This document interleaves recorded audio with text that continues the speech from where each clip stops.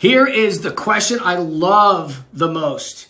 So we all think that rental arbitrage has to be a kind of local business, that you have to do this near you. The short-term rentals, you need to have it near you. You don't need to do this near you. It is a virtual business. You can do this remotely. I actually prefer it.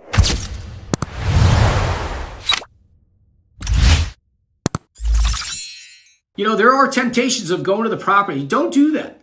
You don't need to go there, and it is all remotely as long as you have a system in place. This is an inherently scalable business model because so much of what goes on in the day-to-day operations in a short-term rental business isn't rocket science. There's just a very specific formula. And so hire a virtual assistant, train that VA. We have a 1-week training process where we arm the VA with every imaginable scenario we have 900 protocols that we load an app that I created, and our VA can then answer inquiries, answer a housekeeper question.